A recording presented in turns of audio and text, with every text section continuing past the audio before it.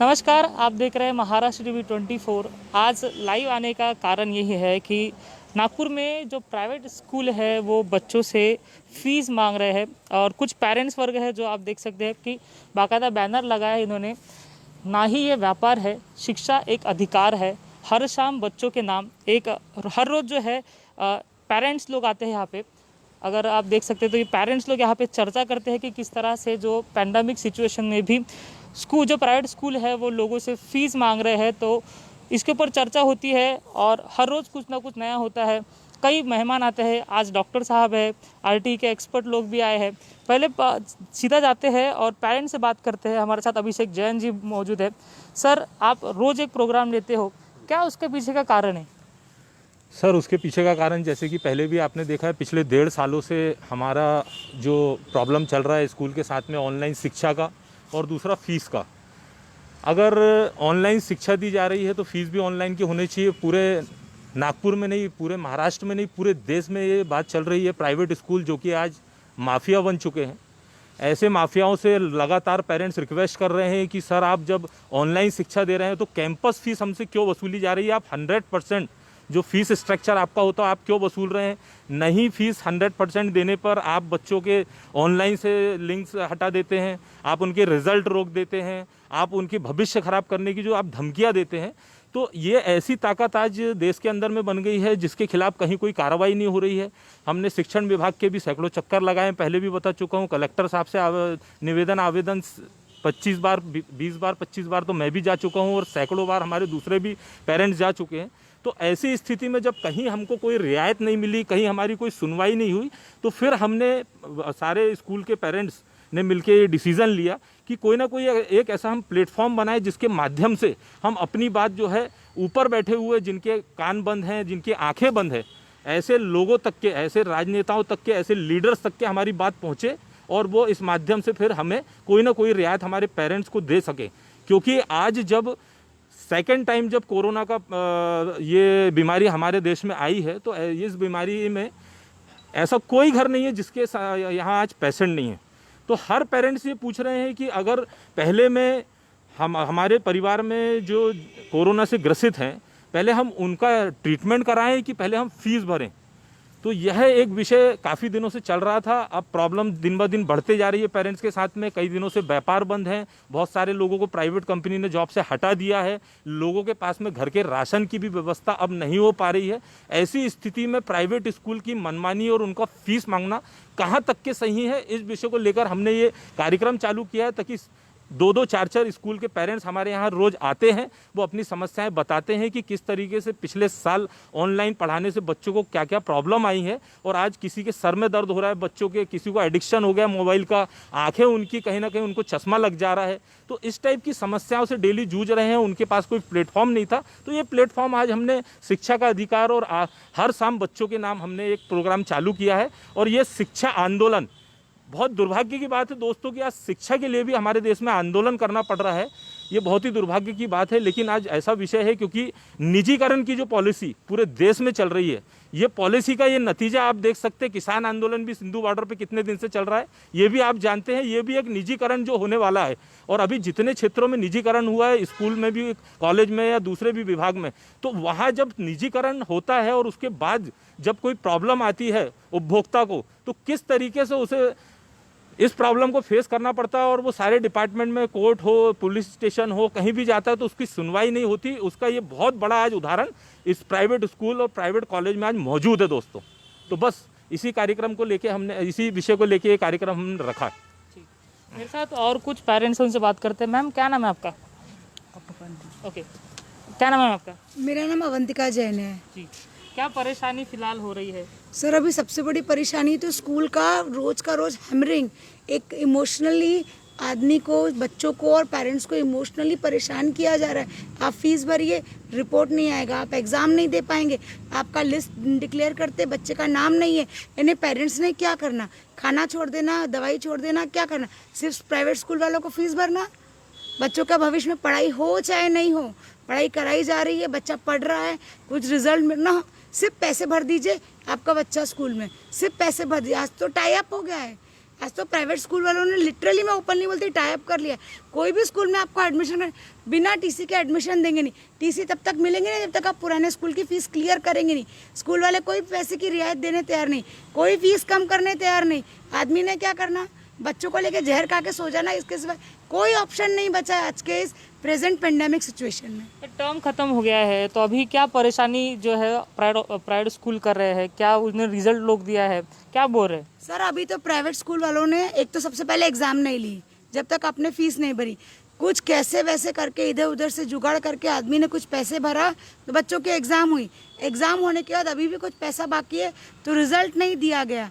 Result नहीं देने के बाद जो नई लिस्ट बनी है जो क्लासेस की, जैसे आज बच्चा 4th के बाद 5th में गया है तो 5th क्लास की लिस्ट आई है, उसमें बच्चे का नाम नहीं है। क्यों? क्योंकि आपने पैसे नहीं भरे। आप पैसे भरिए, आपके बच्चे का नाम आ जाएगा। ये क्या है? ये इमोशनल ब्लैकमेलिंग नहीं है तो क्या है? आज बच्चा परेशान, पेरेंट्स परेशान। और दूसरे स्कूल में अगर हम जाते हैं कि सर हमको एडमिशन दीजिए, जो स्कूल थोड़ा कम पैसे में भी करने तैयार है, तो आज लॉबी बन गई है, आप टीसी लाइए। टीसी तब तक नहीं देंगे जब तक पुराने स्कूल का बैलेंस क्लियर नहीं। अरे आदमी के पास खाने को नहीं है, कुछ आदमी जाए कहाँ, रहे कहाँ, किसको किससे पैसे कितने लेके दे दे। यही मैं बोलूँगी, फीस सबसे बड़ा इशू हो गया। पढ़ाई चली गई एक तरफ, बच्चों को आ रहा नहीं आ रहा वो सेकेंडरी हो गया। सबसे बड़ा इशू है फीस। बस हमारी फीस भरो बस। चाहे वो स्कूल वाले टीचर्स को फीस दे रहे हो, उन्होंने अपना स्टाफ कम किया हो या नहीं किया हो, लेकिन हमको पेरेंट्स से फुल फीस चाहिए। 100% फीस दीजिए तो हम आपके बच्चे को रखते हैं। और अभी नया सेशन जो लगा है उसके लिए भी अगर 5 जून तक फीस नहीं भरेंगे तो उसके ऊपर भी आपको फाइन लगा के दिया जाएगा। एक तो पैसा कुछ कम नहीं किया, 10% इंक्रीज भी कर दिया है। उसके बाद भी फर्स्ट इंस्टॉलमेंट पे कीजिए, नहीं तो फाइन लग जाएगा आपको। इसके लिए क्या आंसर है? कौन रिस्पॉन्सिबल है? पेरेंट्स के लिए कौन जिम्मेदार है? कौन जाके बोलेगा? कौन खड़ा रहेगा? फोन आता है स्कूल से, किस तरह से बात होती है? क्या मेल्स आते हैं, लिस्ट आती है। स्कूल का एक अपना एक ऐप होता है क्लासरूम पे, या उनका एक पर्टिकुलर कोई स्कूल है, XYZ स्कूल है, वो अपना एक ऐप बना लेता है। उसके ऊपर रोज मैसेजेस आते हैं, list of the childrens who have been promoted to the next classes. Then mails आते हैं, please pay the fees till so and so date, otherwise a fine of amount so and so is to be levied on your amount. If you have not cleared the last year fees, please clear the fees. And for the new session, please submit the first installment. Otherwise, a particular amount of fine will be charged to you. इस type से ये message आना, इसको क्या बोला जाएगा?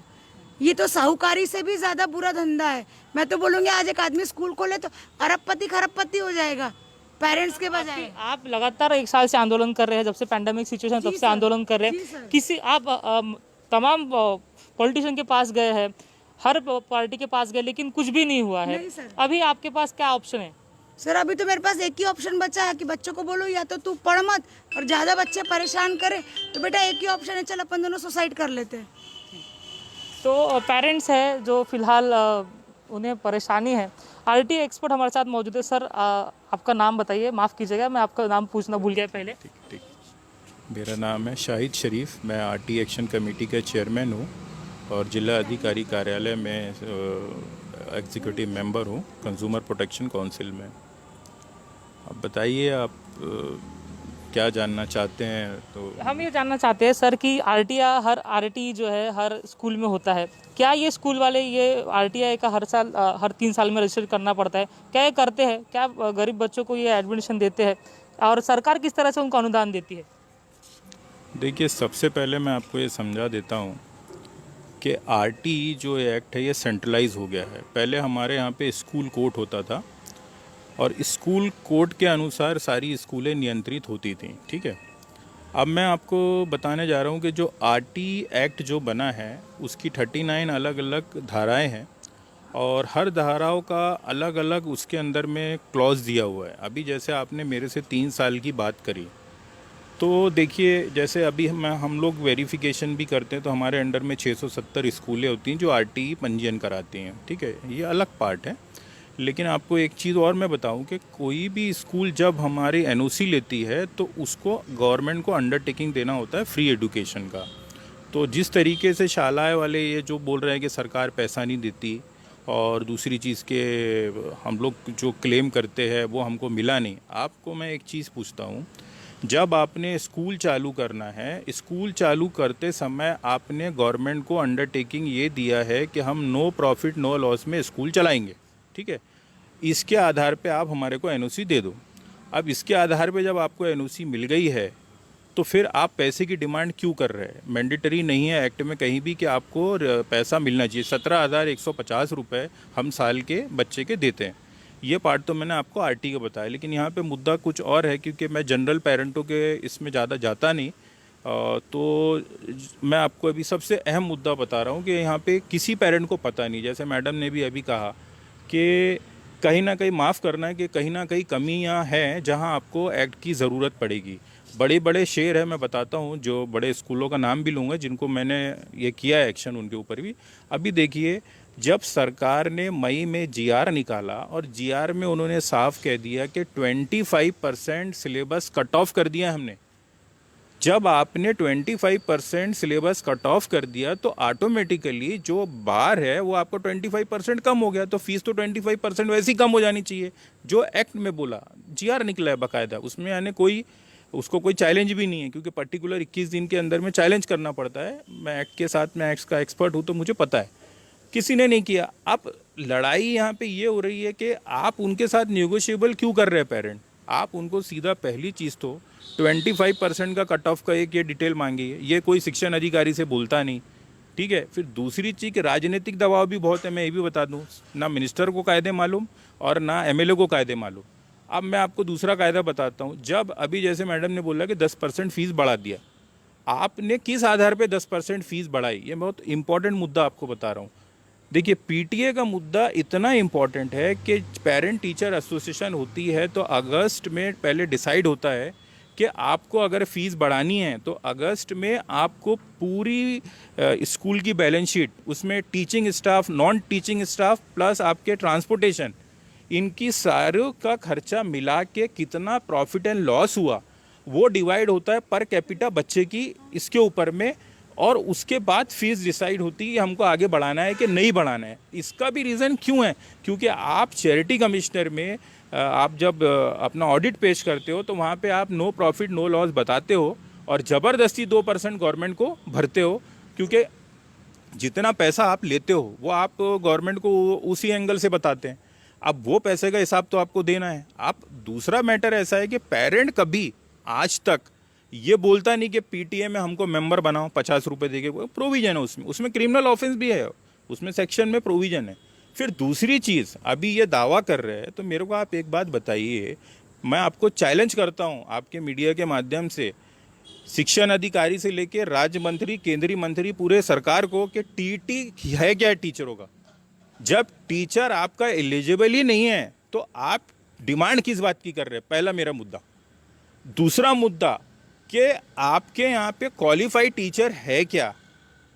तीसरी चीज़ ये कि आपका एक्ट में जो प्रोविज़न है, जिस प्रोविज़न से हमारा बच्चा एक क्लास में कितने बच्चे होना चाहिए, कितनी टीचर होना चाहिए, ये हमारा एक्ट बोलता है, और ये सेंट्रलाइज एक्ट है। ये कोई राज्य के लिए एक्ट नहीं है, ये एक्ट सभी के लिए बना है। और ऐसा है कि इसमें बहुत वक्त लगेगा, क्योंकि इसकी एक एक पॉइंट्स का मेरे को समझाना उतनी धारा है, क्योंकि एक्ट में कहाँ जैसे बताया टीसी की बात, तो टीसी में सेक्शन 5 में प्रोविज़न है।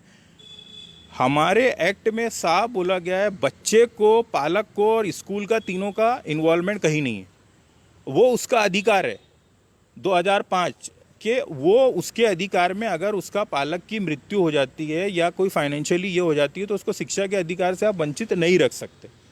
तो वो सेक्शन 5 में कोई भी स्कूल वाला टीसी आपकी रोक नहीं सकता। देखिए क्या होता है, हम प्रोसेस से जाते नहीं हैं, हियरिंग्स होती है। अभी पेंडेमिक के नाम से यहाँ बहुत सारा मतलब जो चल रहा, कल भी आपने अखबार में पढ़ा होगा, मेरी आज भी खबर अखबार में है कि किस तरीके से इनका कमर्शलाइजेशन है। जब मैं इनके खिलाफ में करता हूँ तो मेरे खिलाफ में पुलिस स्टेशन में जाते हैं। क्यों भाई? जब मैं बोलता हूँ कि जहाँ पे आपको समाज सेवा करना है ना, तो आप समाज सेवा करो ना। अभी जैसे उन्होंने बताया कि ये जो एकेडमिक जो एक्टिविटी है, मैं भी आपको बहुत इंपॉर्टेंट बात बता रहा हूँ, पहली से लेके 5वीं तक आप कोई एकेडमिक एक्टिविटी करा ही नहीं सकते। एक चीज़, सेक्शन 9 अभी हमारे को क्या बोला है कि बच्चे को मेंटल प्रेशर ना आए, इसलिए आपको उसको किताबें भी प्राइवेट पब्लिकेशन की नहीं होना, हमारी एनसीईआरटी की किताबें ही मैंडेटरी होना। जब ये एक्ट को चैलेंज किया भी पूरी लॉबी ने मिलके, लेकिन उसमें भी उनको उतना रिलैक्सेशन नहीं मिला है। और सेम हाल हमारे स्टेट का भी है कि स्टेट के स्कूलों में बाल भारती की किताबें ही लगेगी। तो ये जो धंधा है कमर्शियलाइजेशन का, जैसे मैंने बड़े बड़े स्कूलों की हेयरिंग लगा के पैसे वापस दिलवाए हैं, अभी आप मेरे को ये बताइए, क्या आपका कपड़ा बच्चे का ये मेटल कौन सा एक स्टोर है नागपुर में, वहीं मिलना चाहिए? यानी वो 400 स्कूलों के कपड़े बेच रहा है धर्मपेट मिल्टन वाला, वो वही क्यों होना चाहिए? मतलब यानी, और ये प्रोविजन है, मतलब सेक्शन 17 और कमर्शलाइजेशन ऑफ एजुकेशन सेक्शन 23 के आप इस तरीके से गतिविधियों में पेरेंट को हताश करके बच्चों को मेंटल ट्रॉमा में डाल रहे हो। और अगर बच्चा कंप्लेंट अगर करता है तो सीधा CWC के तहत इसमें कार्रवाई प्रिंसिपल के विरुद्ध होती है। और इसमें होता क्या है कि प्रिंसिपल नहीं चला रहे स्कूल, पूरे स्कूल जो चला रहे मैनेजमेंट चला रहे। और ये कहीं ना कहीं ये बहुत बड़ा स्कैंडल है और ये सोची समझी साजिश है। अभी देखिए, मेरे को आप एक बात बताइए कि अभी टीचरों की ये बात करते हैं, अभी आप इनकी बैलेंस शीट निकलाइए ना, आप जितने स्कूलों की बात कर रहे हैं ये सरप्लस फंड में। आपको अगर आप इनके खिलाफ जाएंगे तो डिविजनल कमिश्नर का फ़ोन आ जाएगा अधिकारियों के कि आप उस स्कूल के खिलाफ क्यों जा रहे हो। तो मतलब ये चीज़ें मैंने खुद देखी है। अभी एक बच्ची का अब्यूज़ हुआ था, मैं नाम नहीं लेना चाहूँगा क्योंकि हमारे एक्ट में कोई हम डिस्क्लोज़ नहीं कर सकते। तो इस तरीके से मतलब ऐसी छोटी छोटी बहुत सारी चीज़ें हैं जहाँ पे आपको एकजुट होके इसकी लड़ाई लड़ना है पालकों ने। अब होता कैसा है कि अभी देखिए, अभी जितने भी स्कूल वालों ने अपनी जो लॉबी चलाई है, ये जो एकत्रित होके सामने आए हैं, मैं इनको बोलता हूँ कि ये एक बारी मेरे सामने आ जाए तो मैं इनको कायदा जो क्या होता है और किस तरीके से जो चल रहा है और आप लोग को हताशा हो रही है और ये कहीं ना कहीं ये ह्यूमन राइट वायलेशन हो रहा है डायरेक्टली इनडायरेक्टली, और चाइल्ड का भी अब्यूज़ हो रहा है। सीधा सीधा है ना कि उसको मानसिक त्रास देना। अभी मेरे को एक चीज़ आप सबसे पहले बता दो कि आप ऑनलाइन का असेसमेंट कहाँ है आपका? देखो, मैं आपको बहुत इंपॉर्टेंट बात बता रहा हूँ। आप क्वालिटी एजुकेशन की बात कर रहे हैं, आप शिक्षा ऑनलाइन दे रहे हैं, तो उसका असेसमेंट कहाँ है? कि बच्चे का असेसमेंट कहाँ है ऑनलाइन का? बताइए ना, कोई तो बताइए, कोई पेरेंट बता दे या मैनेजमेंट बता दे या शिक्षण अधिकारी बता दे, डिप्टी डायरेक्टर बता दे। जब आपका ऑनलाइन का असेसमेंट ही नहीं है तो फिर ऑनलाइन के पैसे कैसे, ये बताइए। अब हम जब बार बार आप पैसे की बात कर रहे हैं, आप ट्रांसपोर्टेशन की बात कर रहे हैं, तो किस आधार पे बात कर रहे हैं? कोई तो आधार होना चाहिए ना।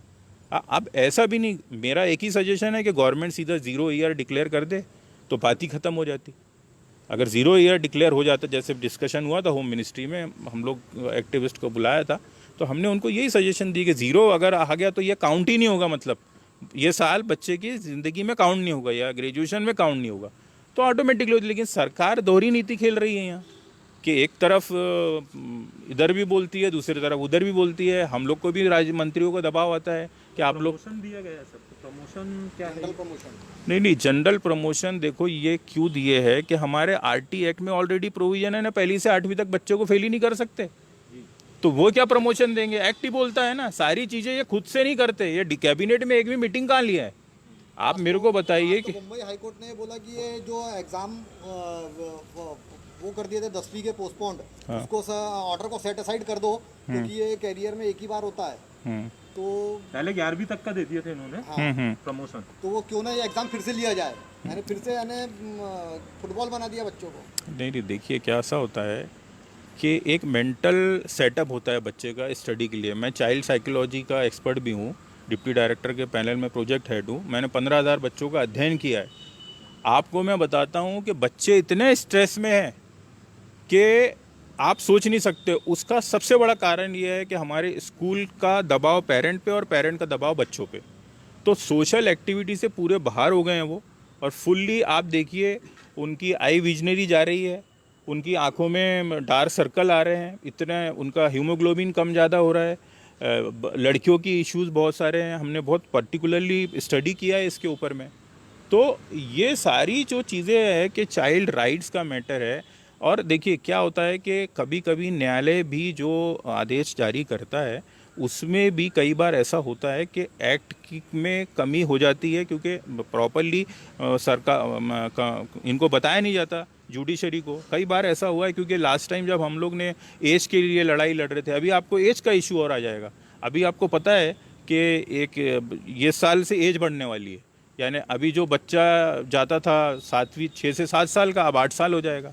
अब क्या होगा कि ये जो डबल प्रेशर ये क्यों कर रहे हैं बदमाशी के, कि इनको बच्चे ही नहीं मिलना है ना। अगर ये नीति लागू हो गई, जो हमारी नई नीति आई है, तो नई नीति के अनुसार कैसा है कि वो एज ये हो जाएगी तो बच्चा वैसे ही गैप कम हो जाएगा तो ऑटोमेटिकली। और उसमें भी एक नया एक्ट आ गया है हमारा MSPC एक्ट जो है, कि अभी जो KG1 KG2 नर्सरी भी गवर्नमेंट के कंट्रोलिंग में आ गया, मतलब 3 डिपार्टमेंट मिलकर उसको हैंडल करेंगे। तो वहाँ भी इनको कंट्रोल हम लोग लगाएंगे कि जिस तरीके से बच्चों से अब्यूज़ होता था, बच्चों को क्या पढ़ाना है, उसमें तो आया बाई की ट्रेनिंग तक है। तो ये छोटी छोटी जो चीज़ें होती रहती हैं। अब क्या पेरेंट एक्चुअली कैसा होता है, एक तो आते नहीं है।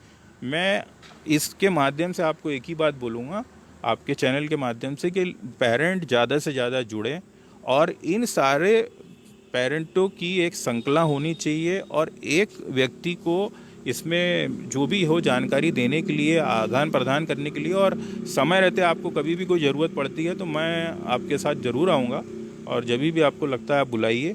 तो और भी कानून, मतलब कानून बहुत बड़ा है, इतने छोटे इसमें हम नहीं बता पाएंगे। मैं ये समझना चाहता हूँ कि अब ये जो पेरेंट्स 1 साल से फीस जो है 50% करने की मांग कर रहे हैं, ये सभी तरफ गए हैं। ये राज्य शिक्षा राज्य मंत्री के पास गए हैं, वर्षा गायकवाड़ के पास गए हैं, बड़े बड़े मंत्रियों के पास गए, लेकिन नहीं हुआ है।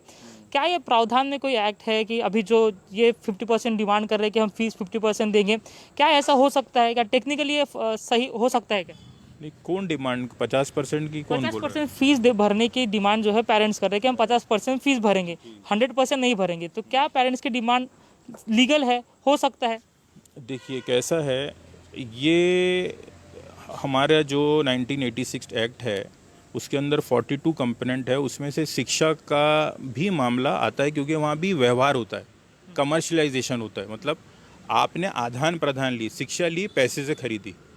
अब यहाँ पे सवाल कैसा होता है कि अभी जो 50% की आप बात कर रहे हैं, तो मैंने कई स्कूलों ने तो 50% फीस कर दिया, ये डिमांड एंड कैपेसिटी का है अभी। लेकिन मैं आपको एक चीज़ और बता रहा हूँ कि ये रीज़न क्यों हुआ, 50% भी क्यों किया, क्योंकि जब GR सरकार का मई में आया है कि जहाँ पे 25% आपको सिलेबस कट ऑफ करना है, तो ऑटोमेटिकली वहाँ 25% आपकी फ़ीस कट ऑफ हो गई। तो उसी के आधार पे इन्होंने नेगोशिएबल किया। आखिर ये जाएंगे कहाँ, स्कूल चलाएंगे कैसे अगर इतने सारे स्थिति में, और इनको खर्चा आए ही कहाँ है। इनको बेसिक मेरे को आप बताइए ना, पर कैपिटा बच्चे का इनकम मेरे को अच्छे से पता है कि कमर्शलाइजेशन ऑफ एजुकेशन इतना ज़्यादा हो रहा है कि हर चीज़ के अंदर में, यहाँ पे आप देख रहे हैं कि किताबों से लेके कपड़ों से लेके, अब मेरे को आप बताइए कि कई स्कूल वाले अभी मेरे पेरेंट बच्चों को बोलते हैं, मेरे RT के बच्चों को, कि आप कपड़े खरीदने आ जाइए। आप मेरे को बताइए, जब आप पढ़ा ही नहीं रहे तो कपड़े किस बात के? जब आप ऑनलाइन पढ़ा रहे तो किताबें किस बात की? हमने ऑनलाइन लिंक भेजी है, क्योंकि देखिए हमारे पास में बाल भारती की किताबें, NCERT की किताबें, ये सब ऑनलाइन अवेलेबल है। आप एक क्लिक करेंगे वो पूरी की पूरी किताब डाउनलोड हो जाएगी, चाहे वो 1000 पेज क्यों ना हो। तो सारी व्यवस्था तो सरकार ने की है। सरकार ने अपने प्रोग्राम दूरदर्शन में चलाए हैं, अलग से चैनल में चलाए हैं। तो सरकार अपना जितना हो रहा है उतना कर रही है। लेकिन यहाँ पे सबसे बड़ा जो मुद्दा है कि जब गवर्नमेंट ने 25% का कट ऑफ किया, तो शिक्षा अधिकारी का काम था कि प्रत्येक स्कूल को आदेश निकाल के ये जारी करता, चाहे वो और मैं आपको एक चीज़ और बता देता हूँ कि आप ये मत समझिए कि CBSE स्कूल है तो उसको स्टेट का कायदा लागू नहीं होगा, क्योंकि जब वो NOC देता है, जब स्टेट गवर्नमेंट NOC देती है, जब भी उसको यानी यहाँ के जो कायदे की पूरी परिपूर्ति करना पड़ता है, जब जाके उसका CBSE का कायदा एलिजिबल होता है। ये आप समझ लीजिए, मतलब कायदे की बारीकियों को समझिए। मतलब ऐसा नहीं है कि अभी ये बोलेंगे साहब CBSE, ये तो क्या है, इनकी बपोती है, पैसे वाले हैं, इनको पता है, इनको क्या फ़र्क पड़ने वाला है। अब 2-3 स्कूल, अब बाकी तो कर रहे हैं ना, हाँ सभी बड़े बड़े स्कूल कर रहे हैं, ऐसा है नहीं। अब जो नहीं कर रहे हैं उसका कारण है, मैं आपको और भी चीज़ें, मतलब अभी हम लोग इसमें वर्कआउट कर रहे हैं। अभी मैं बताता हूँ ना कि इनका जो TT का जब टीचर ही एलिजिबल नहीं, तो ये स्कूल चला रहे कैसे?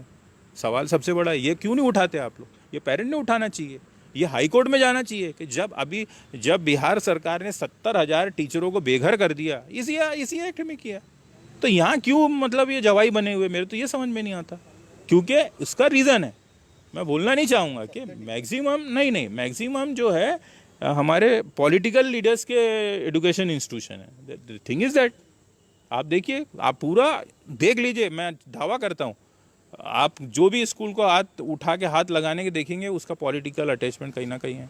अब मैं नाम लेना नहीं चाहूँगा हमारे। सर ये चीज़ भी तो हो सकती क्या? है ना कि जैसा ये अगर गवर्नमेंट बोलेंगी कि 25% छोड़ दो 30% छोड़ दो, तो सारे स्कूल वालों का यूनियन इतना मजबूत है ये जाके कंपनसेशन मांगने लगेंगे गवर्नमेंट से, पैकेज नहीं मांगेंगे क्योंकि मांग नहीं सकते। देखिए आप समझिए, कायदे को समझिए। मैंने आपको सिंपल सा बोला कि मैं एफिडेविट दे रहा हूँ कि साहब मैं सत्य प्रति घोषित करता हूँ कि मेरी इनकम 1 लाख रुपए है और ये मैं घोषणा करता हूँ कि मैं नो प्रॉफिट नो लॉस में स्कूल चलाऊँगा। मैं आपको दावा कर रहा हूँ, आप चैरिटी कमिश्नर से आप इनकी बैलेंस शीट निकालिए। आज अगर आप सेंटर पॉइंट की बैलेंस शीट निकालो, अगर सरप्लस नहीं निकली तो जो बोलो वो मैं हरने तैयार हूँ। तो जब इतना पैसा इनके पास सरप्लस है और जब नो प्रॉफिट नो लॉस की आपने बात किया, तो आपका जिम्मेदारी बनता है कि आप उसकी परिपूर्ति करें। और ये पेंडेमिक चल रहा है पूरे दुनिया। अभी क्या हुआ, कल की बात है कि CSR में नोटिस दे दिया, हाईकोर्ट ने सू मोटो लिया ना। क्योंकि देखिए हाईकोर्ट में एक जो जज हैं किल्लोर जी, हमारे साथ में काम किए हैं, वो भी बेंच देखते हैं, उनको भी काफ़ी सोशल एस्पेक्ट है। तो CSR में भी पैसा, क्योंकि अगर ऐसा नहीं रहता तो ये CSR का चैलेंज नहीं करते। अब CSR का जवाब देना पड़ रहा है। आज 1,000 करोड़ कंपनी रुपए का प्रोविज़न है CSR में। हाँ, तो ये भी चीज़ें हो रही हैं। तो उसी तरीके से, और ये आप बिल्कुल भूल जाइए कि देखिए मैंने आपको बता रहा हूँ, मैंने नागपुर से बैठ के बॉम्बे की स्कूल का ये रद्द करा दिया था परवाना कि मेरे RT के बच्चों को उन्होंने बोला कि हम स्कूल बंद कर देंगे लेकिन नहीं देंगे। जब हमने उनको हेयरिंग में बुलाया मंत्रालय में तो दिया उन्होंने। तो चीज़ें कैसी है, इसके लिए लड़ना पड़ता है और आपको सजग रहना पड़ेगा। ऐसी इनकी बहुत सारी एक्टिविटी होती है। अभी हमारे को भी काफ़ी धमकी आती है, हमारे खिलाफ़ में कंप्लेंट होती है। तो ये क्या है, अभी तो मेरी तो ज़िंदगी जा रही है। मतलब आप RT बोले तो आज देश के अंदर में RT होता क्या है, नागपुर में भी क्या, आज आपको पता है 56,000 एप्लीकेशन आती है 5,000 एडमिशन के लिए। तो कहीं ना कहीं जन जागरण तो हुई है। तो आज 1.25 लाख बच्चों को हमने लिंक किया RT से, तो ऐसे ही नहीं किया। और उसमें बहुत सारी खामियां हैं और आप लोग एक हो के काम करिए। और भी आपको क्या इसमें लगता है, मतलब शिक्षा से जुड़े हुए अलग अलग पैरामीटर्स हैं। हर एक्ट, एक एक्ट में जो सेक्शन है उस सेक्शन का अलग अलग ये होता है और उसमें ये परिपूर्ति कर ही नहीं सकते। मैं दावे के साथ बोलता हूँ। अभी आप मेरे को बताइए, आपने जैसे सबसे पहले सवाल किए थे, अभी मेरे पास में लिस्ट है 623 स्कूल मान्यता हुई थी, 3 साल हो गए, वो ख़त्म हो गए। 18 से 20 स्कूलों ने कराया, बाकी ने क्यों नहीं कराया? अब बताइए ना, कहाँ ग्राउंड है? अरे पैसे देने तैयार है ना हम, आप हमारी फुलफिल तो करिए ज़रूरतों को। हमारी ज़रूरत है, जब तक आप हमारी सेफ्टी, हमारे जो पैरामीटर्स है बच्चे के, वो आप पूरा नहीं करेंगे और आप बोलेंगे कि नहीं हमको फ़ीस चाहिए, तो ये तो बिल्कुल गलत बात है। पूरा दहशत का माहौल एक्चुअली सारे स्कूलों ने बना के रखा है। कोई भी पेरेंट्स अगर सामने आता है तो उसे पर्सनली फ़ोन करके धमकी दी जाती है।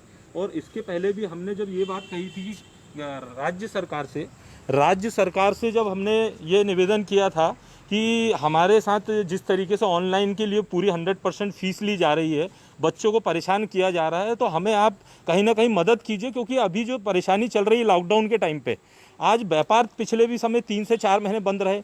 जिनके व्यापार चालू हुए उन्होंने 30 से 40% भी व्यापार नहीं किया था कि दूसरा स्टैंड हमारे देश में आ गया। दूसरा स्टैंड आने के बाद में फिर से सारे व्यापार बंद हो गए।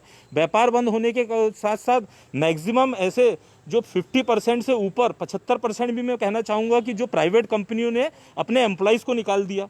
आज स्कूल सिर्फ और सिर्फ इस बात का हवाला दे रही थी कि हम सिर्फ आपसे इसलिए फीस ले रहे हैं क्योंकि हम अपने स्कूल स्टाफ को कैसे सैलरी देंगे।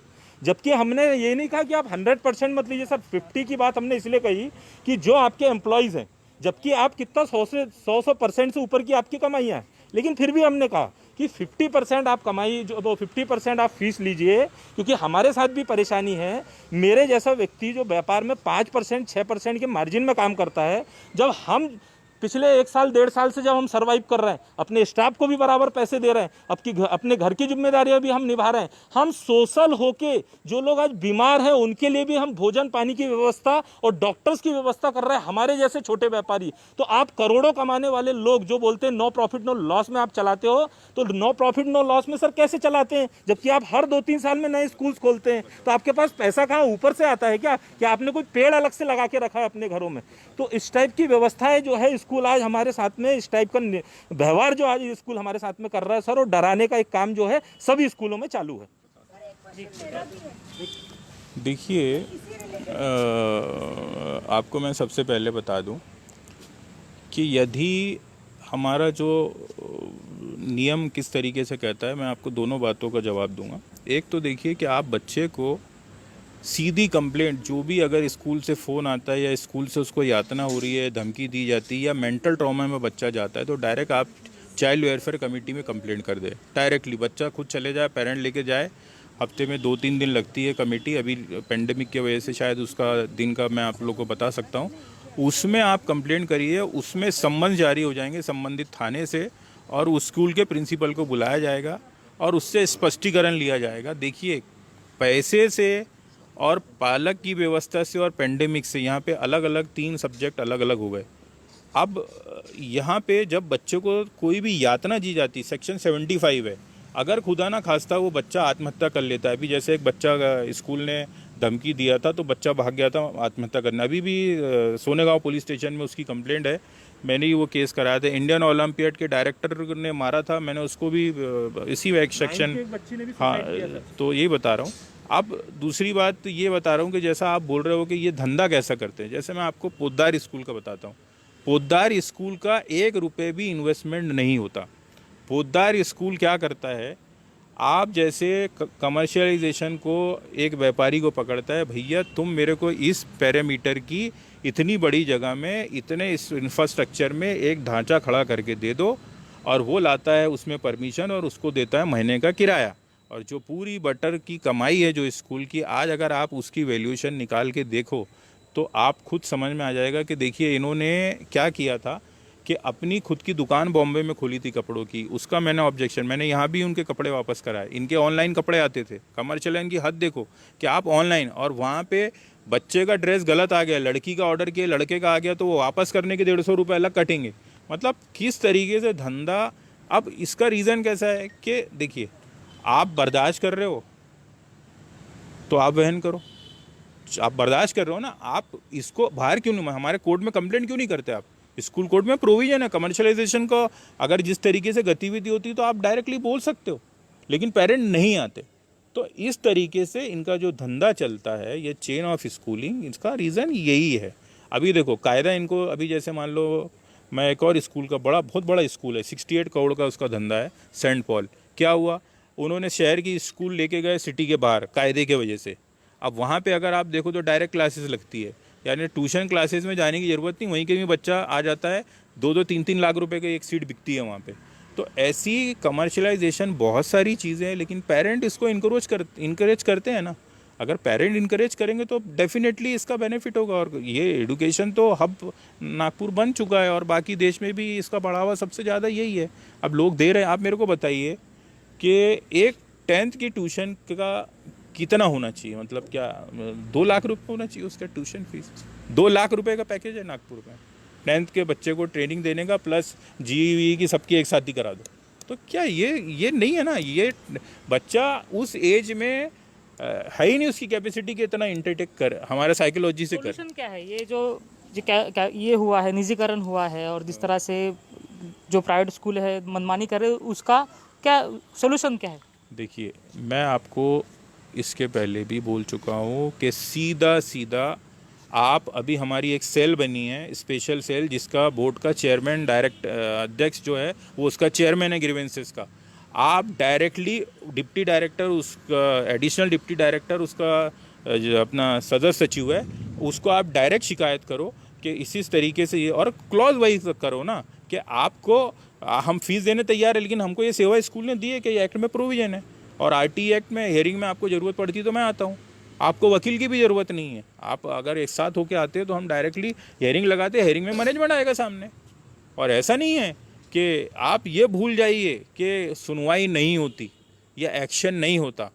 अब इसका तो निकालना ही पड़ेगा ना। अभी आपको मैं एक चीज़ और बताता हूँ। आपको पता है इन्होंने क्या किया है गेम? इन्होंने पेरेंटों को बताया ही नहीं। आज सरल में आपको मालूम है कई बच्चे सरल में पहुँचे ही नहीं हैं। आपको पता है कितना बड़ा खेल हो रहा है। आपने बोला फीस नहीं भरते। अब मेरे को आप बताओ कि जब आपका बच्चा नर्सरी KG1 KG2 में क्या पढ़ेगा? आपने उस बच्चे की लाइफ ख़राब कर दी। वो KG2 के लिए उसने पैसे नहीं भरा। अब उसका साल जाना था फर्स्ट में, तो वो अब जब KG2 का पैसा भरता तो फर्स्ट में भेजता। अब फर्स्ट में सरल में चढ़ाना होता है। अब हो तो गया ना उसका। तो हम पेरेंट ये चीज़ भी तो देखें कि हमारे बच्चे का भविष्य का क्या हो रहा है। यहाँ दोनों चीज़ें कि आपको उसको भी देख के ये करना है। आप उसकी प्रॉपरली ग्रीवेंसेस पुटअप करिए और 100% उसमें तो हमारा टाइम बाउंडिंग है, 15 दिन के अंदर निकाल देना है। तो हमारे जितने भी एक्ट हैं सब टाइम बाउंडिंग। इस तरह से मनमानी कर रहा है उसको किस तरह से टेक ओवर कर सकते हैं। तो सर ने जिस तरह से बताया कि आपके पास अधिकार है कि आप उसके ऊपर शिकायत कर सकते हैं, ग्रीवेंस जाके शिकायत कर सकते हैं और उसी के माध्यम से जो है वो आपकी सुनवाई होगी और आपको जो परेशानी है उसके निजात मिल पाएगी, ऐसा फ़िलहाल कहा गया है। एक छोटी सी कोशिश थी कि पेरेंट्स की परेशानी क्या है वो दिखाने की। ये एक डिस्कशन से कंप्लीट होने वाला नहीं है। हम इसके बाद भी और डिस्कशन करेंगे और इसका क्या जो है सोल्यूशन निकल पाता है इसके ऊपर कोशिश करेंगे। 1.5 साल से जो है पेरेंट्स लगातार हर मंत्री के पास जाके आए, हर पार्टी के मंत्री से मिले हैं, हर नेताओं से मिले हैं, बावजूद इसके कुछ भी नहीं हुआ है।